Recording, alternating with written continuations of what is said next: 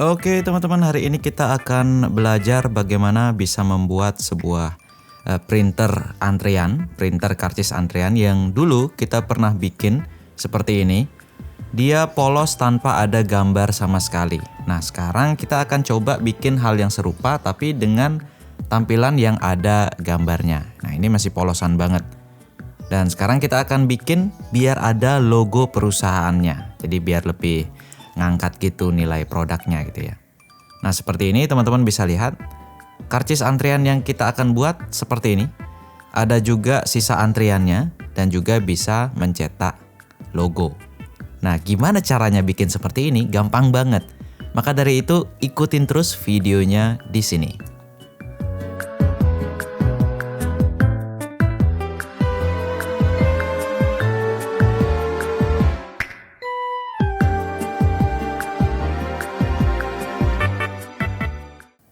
Oke, di video sebelumnya, di part yang pertama, itu kita sudah belajar bagaimana cara berkomunikasi wireless antara hardware satu dan hardware yang satunya. Nah, di sana kita contohin dengan mengirimkan sinyal tombol ke lampu. Jadi kita bisa menyalakan lampu dengan menggunakan tombol secara wireless. Dan itu kita sudah terapkan juga di mesin antriannya dan berfungsi dengan normal banget gitu ya. Nah, sebelum bisa membuat printer karcis antriannya, di sini teman-teman bisa lihat saya bereksperimen dulu dengan menggunakan breadboard dan IC ATmega 328, yaitu IC yang dipakai di Arduino Uno. Di sana saya mencoba untuk membuat program mencetak karcis antrian menggunakan menggunakan printer thermal seperti ini. Dan berhasil, mencetak gambar berhasil dan mencetak nomor antrian juga berhasil. Lalu dilanjutkan dengan mendesain PCB-nya. Di sini PCB-nya saya desain menggunakan software Eagle biasa dan saya cetak masih menggunakan cara yang manual. Dan di sini sudah lengkap ya dengan RTC-nya, jadi bisa menampilkan tanggal karena ada baterai backup-nya. Nah, kalau teman-teman sudah selesai ngedesain PCB-nya itu gitu ya, misalkan dapat orderan yang banyak banget, tentunya ribet banget kalau kita nyetak PCB-nya berkali-kali gitu ya, apalagi dengan cara manual dilarutin dengan ferrichlorida atau semacamnya gitu. Nah, di sini ada website yang bisa teman-teman kunjungi untuk mencetak PCB-nya dengan sangat cepat gitu ya. Bahkan saya pernah mencetak 100 keping itu cuma 3 hari sudah selesai. Dan di sini nggak cuma nyetak PCB aja, teman-teman bisa melakukan pencetakan objek 3D, bahkan assembly pun kalau teman-teman malas nyolder, di sini bisa dilakukan sama PCBWay.com. Nah, nyetak untuk 10 keping ukuran 10 cm x 10 cm itu harganya di cuma $5 aja. Silahkan langsung kunjungi websitenya di PCBWay.com. Nah, teman-teman, untuk part yang kedua ini yaitu bagaimana membuat program untuk printer antriannya. Di sini kita memerlukan printer thermal yang TTL seperti ini. Ini harganya sekitar 300-an. Bahkan ada yang juga yang 200 ribuan ya. Dan di sini karena printer thermal di sini menggunakan kertas thermal juga yang tidak menggunakan tinta ini ya tentunya. Tapi dia menggunakan panas dari elemen pemanasnya untuk bisa menggambar di kertas thermalnya seperti ini. Kalau kertasnya kena panas, dia akan tertulis seperti ini gitu ya. Jadi printer ini tanpa menggunakan tinta sama sekali. Jadi hemat lah. Nah, seperti ini. Nah, selain itu juga kita memerlukan microcontrollernya. Karena di sini kita akan membuat mesin antrian yang wireless, saya menyarankan menggunakan Wemos D1 Mini seperti ini yang sudah ada ESP8266-nya. Kalau menggunakan Arduino Uno, kita harus menambahkan modul wireless lagi. Nah, itu biayanya lebih bengkak, lebih baik menggunakan ini saja.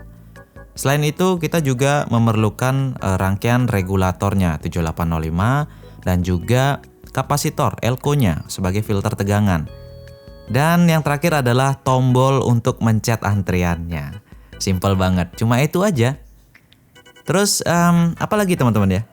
Selain itu, boxnya di sini saya ada yang bertanya teman-teman. Jadi di mana beli box untuk printernya? Di sini saya mendesain menggunakan software Fusion 360 dan mencetaknya menggunakan printer 3D. Lalu menempelkan stiker yang sudah saya cetak sendiri. Nah, seperti ini. Jadi perakitannya gampang banget karena sudah sesuai dengan ukuran, kita tinggal masukkan aja printer thermal seperti ini. Dan printer thermal itu memiliki baut yang khusus digunakan untuk menjepit casingnya. Kita tinggal kencangkan saja. Dan untuk skematiknya gimana nih skematiknya? Tenang aja, skematiknya dia seperti ini teman-teman.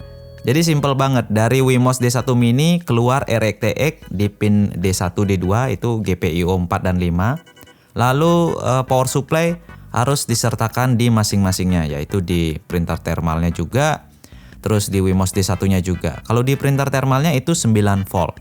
Tapi kalau teman-teman nggak punya 9 volt, misalkan punya 12 volt, itu masih bisa menggunakan step down switching. Tapi untuk Wemos D1-nya, karena 5 volt inputnya, kita bisa gunakan 7805. Lalu untuk tombolnya saya hubungkan ke D4. Nah, kalau sudah jadi dia akan seperti ini, teman-teman ya. Kabelnya agak kita bisa rapikan dengan menggunakan kabel tis. Dan teman-teman bisa perhatikan di sini saya menggunakan step down switching yang saya setel di 9 volt. Karena saya menggunakan adaptor yang 12 volt. Lalu untuk Wemos D1 Mini-nya, pin-pin yang digunakan sesuai dengan skematik yang tadi. Untuk RX dan TX-nya, kita menggunakan software serial. Nah, sekarang kita akan langsung masuk ke bagian program ya. Di sini tidak ada terhubung apa-apa, ini cuma colokan adaptor aja. Kita langsung hubungkan USB-nya. Ini kita nyalakan dulu. Kalau nggak nyala dia nggak bisa ngeprint nanti. Dan ke komputer kita akan siapkan dulu filenya teman-teman ya. Kita menggunakan software processing namanya, dan coding untuk konversi dari gambar ke coding itu sudah ada. Saya sertakan library-nya di keterangan video. Kita tinggal open aja file JPEG yang akan kita gunakan di karcis antriannya.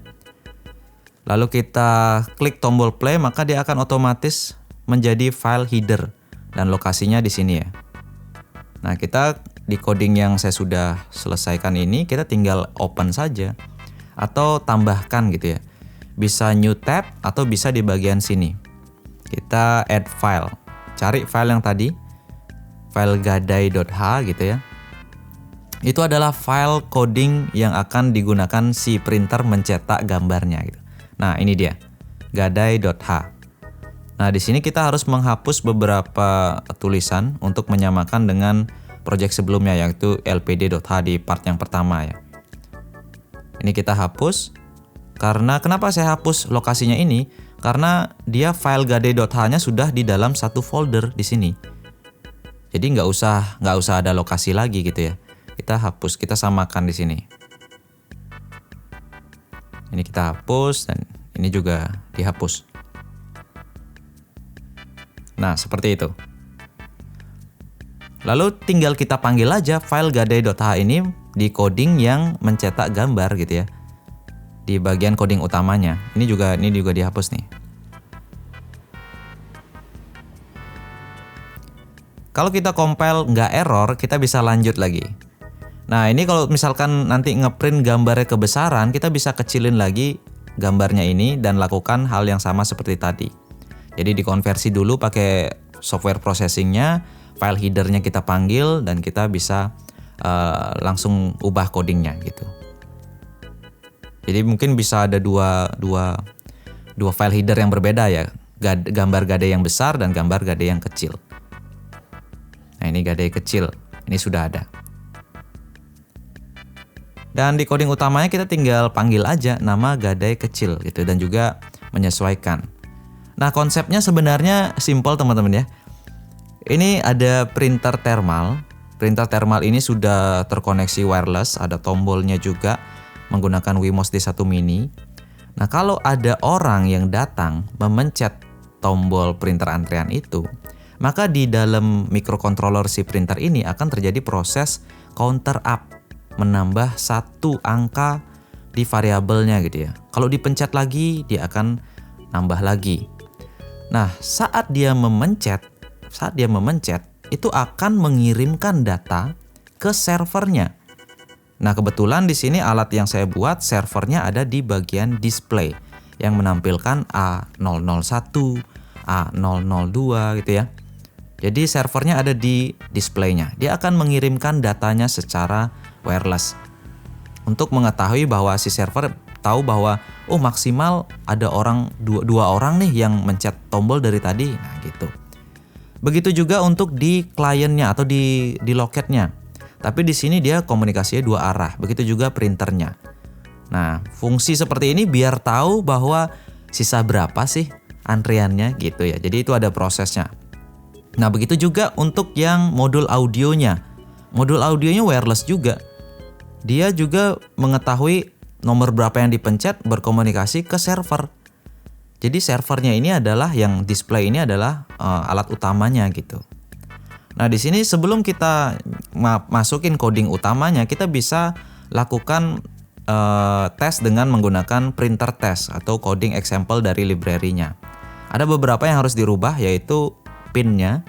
Karena di sini kita menggunakan GPIO 4 dan 5, ini bisa tertukar, teman-teman bisa bolak-balik 4 atau 5 di RX dan TX-nya. Lalu baud rate-nya samakan dengan printer yang digunakan. Dan ini adalah kita yang uncomment karena kita nggak menggunakan pin 7. Dan di bagian sini tidak ada yang harus diubah. Ini bagian untuk mengeprint logo. Dan di sini teman-teman ya, logonya ada di sebelah sini juga.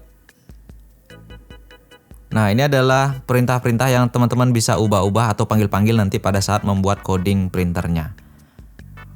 Mau rata kanan, rata kiri, rata tengah, itu ada semua di sini. Bahkan ngeprint barcode juga ada. Nah, sekarang kita coba tes. Ini adalah hasil testing coding untuk print testnya ya.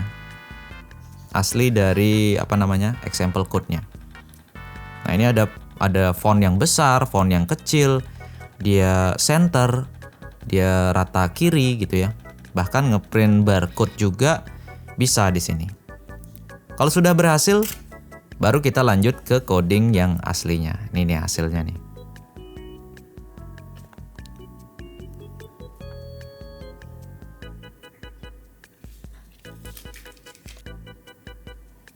Oke, ini coding untuk printer yang akan kita gunakan ya. Di sini codingnya sudah selesai berdasarkan dari basis yang example code tadi, sama aja nih. Cuman ada beberapa variabel yang saya gunakan untuk counter up, untuk ngirim data, untuk menerima data gitu. Tapi selebihnya sama. Sama seperti part sebelumnya. Ini ada variabel yang saya gunakan untuk mengirim data gitu ya. Terus juga nah ini codingnya sama persis seperti part yang pertama. Jadi nggak terlalu saya bahas. Dan ada beberapa variabel yang digunakan untuk membaca tombol di sini. Masih menggunakan nama variabel yang sama. Di sini kebetulan tombol yang saya pakai terhubung dengan pin GPIO 2. Saya beri nama dia TBCS. Terus untuk RTX-nya sama aja kayak tadi, karena sudah berhasil kita nggak usah ubah-ubah. Dan yang teman-teman bisa lihat di sini ya, CS plus sama dengan 1 kalau tombol ditekan. Jadi variabelnya itu berguna untuk menampung counter up-nya tadi. Lalu counter up-nya tadi dikirimkan datanya ke server, ini codingnya. Nah seperti itu. Jadi codingnya sama dengan yang tombol wireless itu, cuman yang dikirimkan adalah selain data huruf, data jumlah tombol yang tertekan juga gitu. Dan ini coding untuk menyiapkan karcis antriannya dari huruf A-nya, nomor-nomornya. Nah ini dia. Jadi pertama ke print dulu gambar gadai kecil, habis itu ya tulisan-tulisan biasa, nomor telepon dan segala macam. Dan teman-teman bisa lihat, ini cuma teks biasa ya. Yang nomor yang beda cuma nomor variabelnya, dan sisa antrian ini ada rumus-rumusnya gitu. Ini kita coba nih. Jadi sebenarnya di dalam printer ini cuma ada proses counter up aja. Counter up itu yang di print dengan menggunakan format khusus seperti ini gitu ya. Nah di sini teman-teman bisa lihat kita sudah berhasil membuat printer antrean yang ada logonya. Kalau kita nggak melakukan proses konversi menggunakan processing tadi, itu susah banget untuk nyetak gambar. Gimana caranya nyetak JPEG gitu ya. Nah ini sudah ada muncul sisa antriannya. Kita bisa lihat di sini, langsung testing aja. Di antrian 9 itu kita bisa lihat sisa antriannya ada berapa nih. Nah ada 2. di belakang angka 9 ini ada 2 antrian lagi. Kita coba panggil ya. Nomor antrian A. Panggilnya wireless, printernya wireless, displaynya wireless, audionya juga wireless. 8. Jadi berapa loket bisa maksimum? Bisa banyak banget teman-teman ya. Jadi ini udah berhasil, simple banget. Itu tadi adalah langkah-langkah dasar yang teman-teman bisa gunakan. Teman-teman bisa kembangkan lagi, kreasikan lagi ini mau diapain. Mau ditambahkan fitur-fitur lain silahkan. Tapi dasar untuk mencetak printernya seperti itu. Oke, sekian dulu video hari ini. Sampai jumpa di video selanjutnya.